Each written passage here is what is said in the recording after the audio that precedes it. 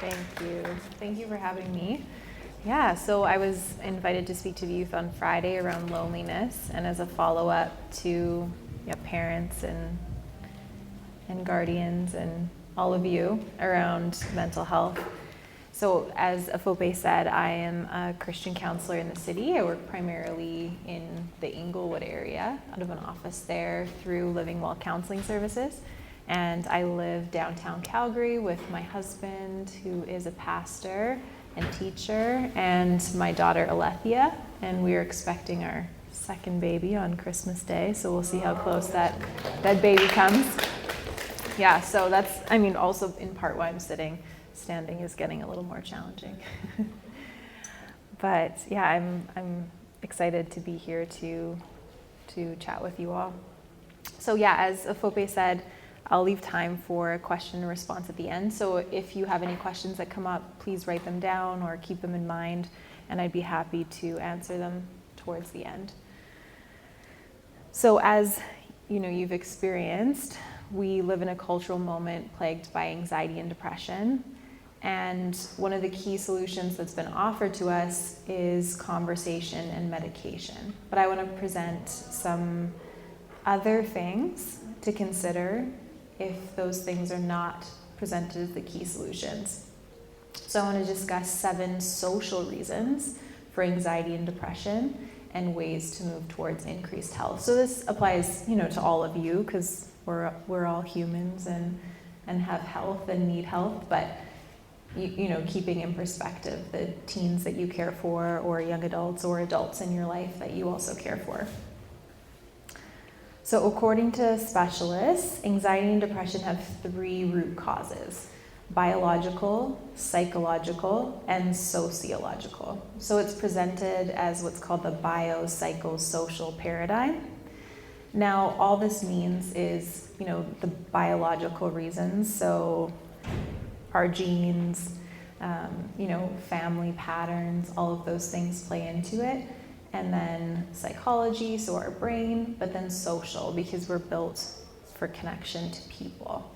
So when that is impacted, our health is going to be impacted as well. So I think a more helpful term is just health, because, we're holistic people, we're whole people that God created. And so we're not disconnected, our brains are not disconnected from our bodies. So if you can think of it in terms of, this is around mental health, but just health more primarily, because those things are interconnected. So the idea is that all of us can experience anxiety and depression based on life circumstances.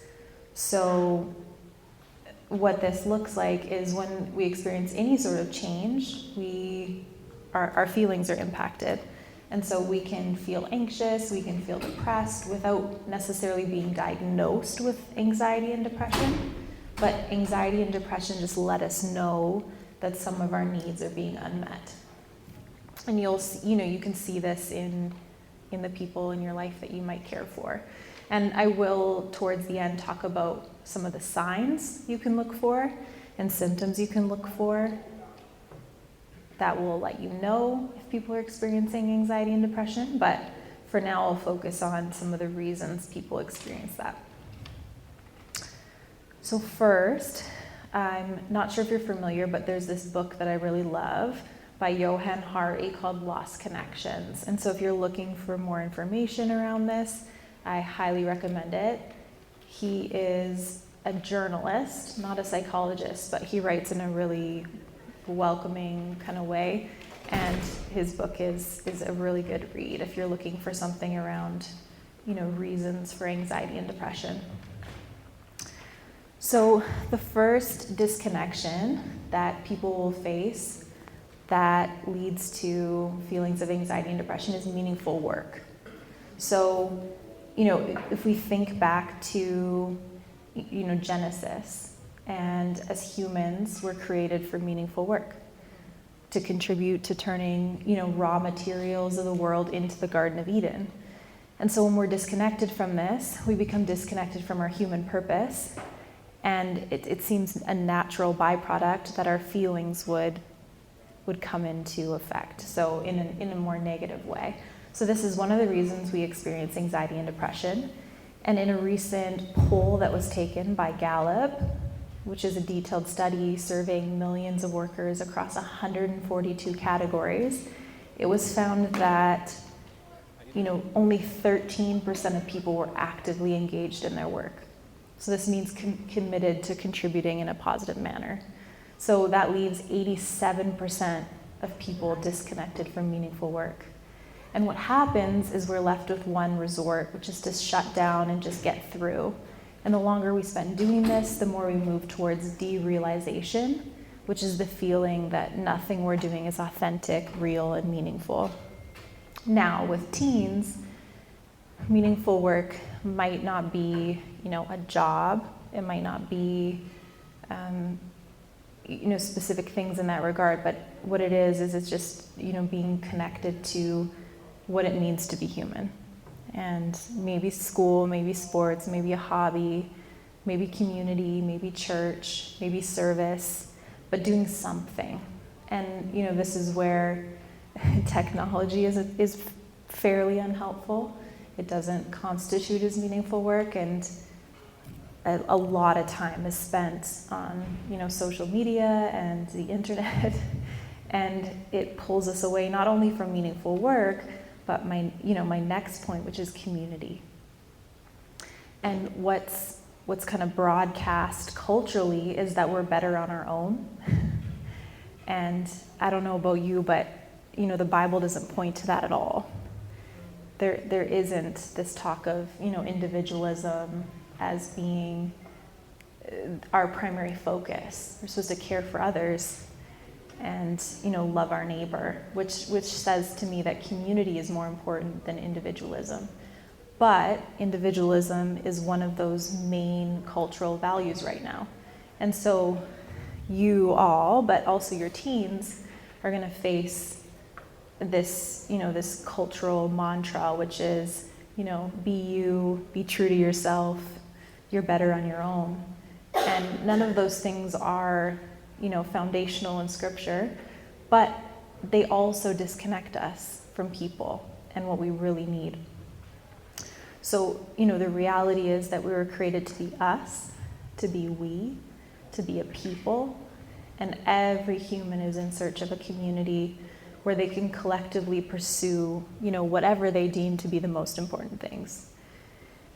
And so, the absence of this is not just being isolated from people. Like, you can be in a room filled with people and feel alone, because it's about sharing and pursuing something with other people. And that requires a lot of vulnerability and openness, which is not necessarily a cultural value right now either. It's about how you present yourself and how you look on Instagram and Facebook and other social media platforms. I guess TikTok is more prevalent. And yet, that pulls us away from people, or at least true community, because you can have 1,000 followers on Instagram and have no community and feel really alone, because it's not about likes, it's not about knowing people, but it's more about being known and being a part of those people and moving towards something together. Which ties into the third disconnection we often face, which is meaningful values. Now, this is something that you get to model to the people in your life too. So having a clear sense of purpose is important. Having a solid community is important. But then having, deep-rooted, meaningful values is also important. So there are two problems we often encounter with values. The first is that people don't have an idea of what their values are. And the second is that they have no ability to uphold their values. And so, this could be, the no ability could be peer pressure. It could be, again, a lack of community or a lack of support around personal values. Or it could be, confusion as to how to uphold those things. But, if you think of, James 1 and Colossians 2, it talks about being thrown around like a wave of the sea, driven by empty deceit and the elemental spirits of the universe, which, the opposite is true if you have values and are deeply connected to those things.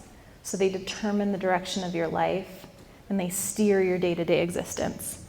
So I think back to, actually have an undergraduate degree in pastoral leadership, and one of the classes was around, establishing values. And they talked about how when you have even just your 5 clear values, you can create boundaries around those things. So it gives you direction as to what to say yes to and what to say no to, and gives you clear direction. Whereas if you're considering everyone else's values and making decisions in accordance to those things, it doesn't leave a lot of meaning and purpose and direction, because then you're listening to 100 different voices telling you maybe similar things or different things, but in listening to those things, you don't actually move in one direction that leads to this fulfillment and happiness. And as I was talking about earlier in regard to like cultural values, right now they're more around autonomy, individualism, and consumerism. And so if we want to value things that are different than that, like self-sacrifice, community, and simplicity, we'll have to work hard to model that, to the people in our lives, but to make decisions that actually tie into that, because advertising is going to lead you down the pathway of autonomy, individualism, and consumerism. A lot of, social media, TikTok videos, and if you're listening to a bunch of different voices, it's easy to be led down that pathway. And again, this is where community comes in. So if you have a community with a shared value system, they get to be those people who remind you about the direction you're going in and support you in heading in that direction.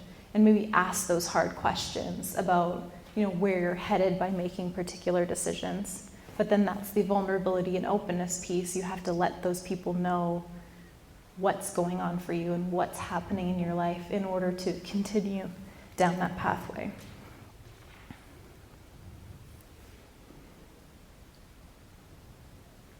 So the cultivation and maintenance of meaningful values allows us to remain on course as we navigate the turbulent cultural tides of uninhibited freedom, consumerism, and individualism. So the next point around disconnection is having to deal with our past. So this might apply, this applies to everyone, but might be more helpful for you to think of in your own lives in terms of how this plays a role in your own health in the present. Because anxiety and depression can and often will become the human body's normal response to abnormal life circumstances, particularly trauma in childhood and adolescence. So if you've experienced any of that, it can be something that you then pass on to the people in your life. And so it becomes something that becomes really important to address. Because every traumatic experience radically increases, the probability of anxiety and depression in adulthood. And this of course, like prayer is obviously valuable in this context, praying about these things, but sometimes it does require, really digging into the past and understanding the past in order to move forward. And this is where, mental health professionals are trained in this regard to help you work through some of those things. So whether that's for you or a teen in your life who maybe has experienced something really challenging, and you don't entirely know how to come alongside them, that can be another avenue. But an example of this, I like to use the case study from Genesis around generational sin and, the patterns that can exist. So there are a few things, if we look at, around Exodus 34. So there's Abraham, Isaac, and Jacob. Obviously, that's not just in Genesis, but not in one specific place in Genesis, but we're thinking about tracing that generational pattern. So one of the patterns, if you think back to those stories, is lying. So it's actually evident in all 4 generations, and it increases in intensity with each. So first you have, Abraham, who lies twice about Sarah, denies that, he's married to her. And then Rebecca and Isaac's marriage is also dominated by lies and trickery. Their son Jacob then increases the level of manipulation by lying to almost everyone, whom he's in a relationship with. And his name actually means deceiver. And by the 4th generation, 10 of Jacob's sons fake the death of their younger brother Joseph. So they go through all the motions of a wake, a funeral, and a time of mourning to maintain, this very big lie. And then a second common pattern in at least one parent in each of those generations is a favorite child. So Abraham favors Ishmael, but Sarah wants him removed from the family. Isaac favors Esau and wants him to receive the family blessing. And Jacob favors Joseph and later Benjamin, the younger of his 12 sons. And finally, sibling rivalry and relational cutoff causes tensions over all of those generations. So the friction of Ishmael and Isaac leads them to being cut off from one another. And the division and tension actually continues in the Middle East tensions between the Arabs and the Jews. And then Esau and Jacob become open enemies once Jacob steals Esau's blessing. And finally, Joseph is cut off from his 10 older brothers for most of his adult life.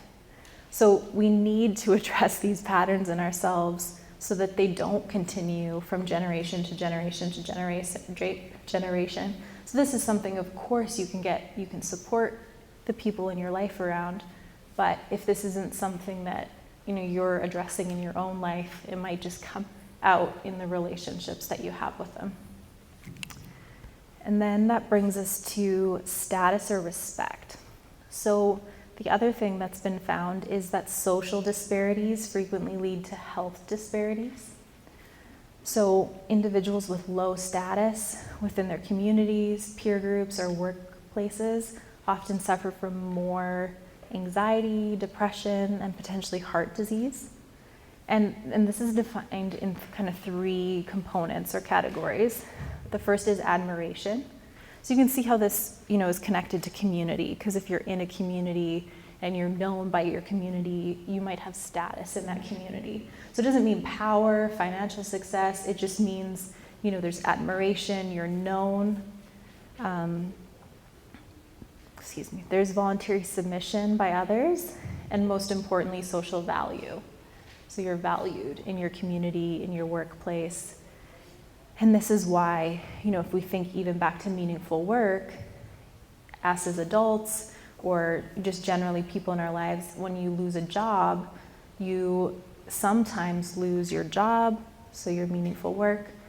You sometimes lose community, if there's community within your workplace, and you often lose some status, so some social value. So this can be something to watch for in people in your life as well, and reach out to them. If someone loses a job, it's very significant, and it does set them up to potentially become anxious and depressed. Not that they will immediately go there.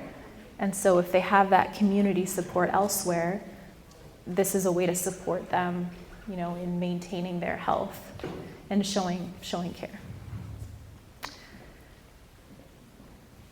So if you think also back to James, he talks about these social disparities. And sometimes social disparities are also around partiality and favoritism. And, they break the kingdom law to love our neighbors as ourselves. And so, we have this opportunity to seek practical ways to reach the weak, lift them up, to dismantle social hierarchies and create a society built upon equality where everyone experiences social value. And I think that's what the church is supposed to be. And, hopefully, I don't know Bennington Pentecostal well, but, has the opportunity to be in your circles and in your community. And then there's just 2 more. So this is the natural world. So in our move to cities, we've become disconnected from nature, and we need nature. Again, thinking back to Genesis, where were we created? To be in connection with nature, to be in connection with the earth. lots of people, families started off as farmers, really connected to the earth, and then we've moved to cities and become really disconnected from nature. And so this is something just to consider if you are experiencing, anxiety, depression. If you see your teens experiencing anxiety and depression, there's just an opportunity to see this as an opportunity to get back in connection with nature. So it could be a hike, it could be going to a park. They might hate you for it initially, but you might notice a change in, their attitudes and behaviors afterwards, just disconnecting from, technology even, and getting out into nature. And this is why we see, in part more anxiety and depression in the wintertime, or you hear about seasonal affective disorder, which is, essentially depression that happens in the winter. And so I realize it's a lot more challenging to want to be outside potentially in the wintertime. And there are times when you just can't because it is too cold. So this is something to keep in mind. Obviously, like indoor gardens are not the same thing, but if you can find avenues that are, at least somewhat connected to nature, it's definitely helpful. And so there's been a lot of research done around this, and they, tracked people who lived in cities and rural areas, and those who moved to natural areas experienced a reduction in anxiety and depression, while those who moved to cities experienced an increase. So it is, it's definitely proven through studies. And then the last thing that is a disconnection we can often face is hope for the future. So as humans, we thrive upon security and rest in the present and hope for the future. So, individuals who cannot picture a hopeful future become more anxious, depressed. And then it's a cycle.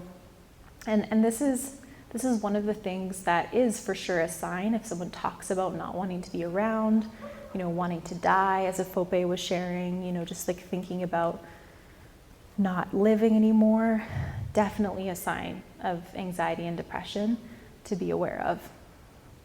But, we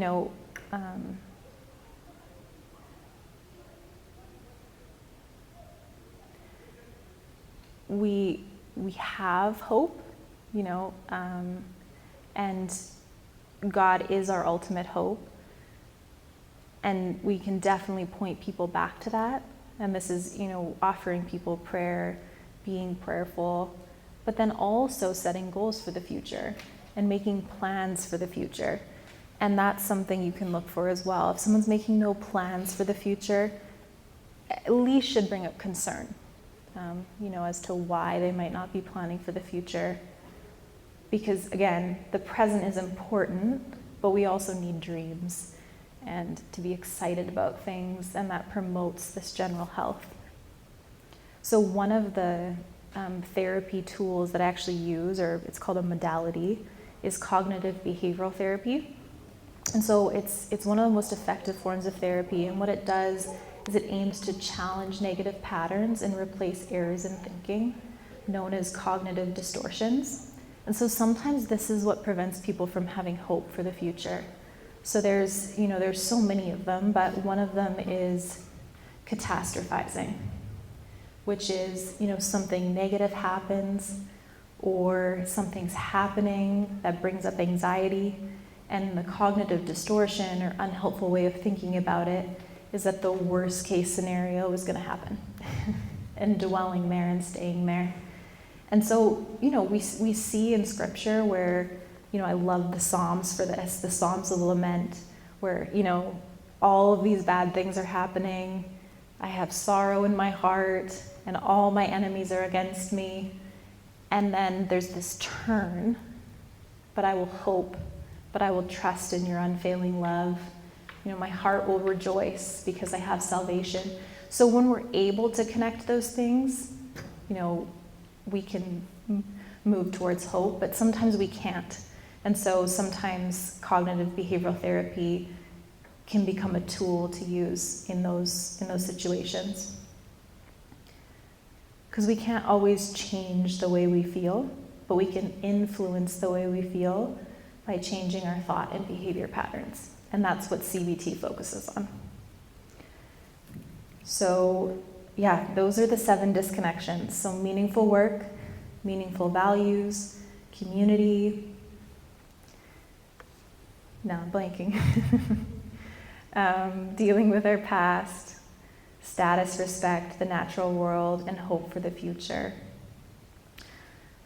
All of those things become important considerations. So if we're looking for signs that, these things are not being met, I think I mentioned some of them as we went along, but more thoroughly, feelings of sadness, emptiness, or hopelessness. You can look for these in your teens or people around you that you're trying to care for. Angry outbursts, irritability or frustration, loss of interest or pleasure in normal activities, sleeping too much or not sleeping at all, tiredness, change in appetite, agitation or restlessness, slowed thinking or speaking or body movements, fixating on past failures or blaming yourself for things that aren't your responsibility, reoccurrent mention of death, unexplained physical problems such as back pain or headaches. So if you're spending time, again, whether it's with your youth or other people in your life, you'll probably notice these things. And again, I think there's a healthy alarm in noticing these things, but not that it needs to escalate to your own anxiety, just that you have an opportunity to inquire, to find out if anything's changed, to take note of some of these disconnections, and to show care and concern. And then the other way you can support is just being available to listen. So, listening to people is more than just hearing their words, but it's being able to reiterate what they're saying and, not immediately offer solutions or quick fixes, but just to listen and reflect back what they're saying and feeling, not necessarily repeating the exact words, but relaying the sentiment of what they're saying. And then offering support. So once you've heard them out, then you can say, what do you need? How can I help? And be ready for, I don't know. I think that's probably the most common answer. So that's why it's helpful to know these things, because then you can say, okay, well, let's plan this hike, or let's get you connected back to your friends, or by listening to what the problem is, you might be able to see how you can support. And ultimately, even if you don't, just being there is helpful, because community and connection is so important. And often people will remove themselves from their community when they feel anxious and depressed, even though what they need is to push in more and to be with people. We often do the opposite of what we need when we're faced with anxiety and depression. And then finally, just encourage them to care for their basic needs.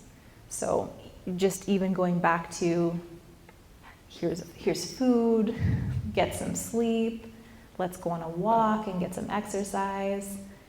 Those things are the most basic, but then you have an opportunity to connect to those, potentially those 7 disconnections. And I wish I could say there was an easy fix or a simple solution to remedy this, but that's our culture. We're in a culture of right now and quick fix, but repairing these things is impossibly hard work. So transformation, healing, and growth. I think as we know, I think this analogy of the slow, narrow path is used so much in Scripture. And it takes time and perseverance, but even from my own experience, working towards the healing of these 7 connections will lead to decreased levels of anxiety and depression and a more abundant life. So I suppose in the end, the question is, can we continue to cultivate environments fueled by conversation, awareness, and advocacy, while also beginning to care for our own human connections and the connections of others?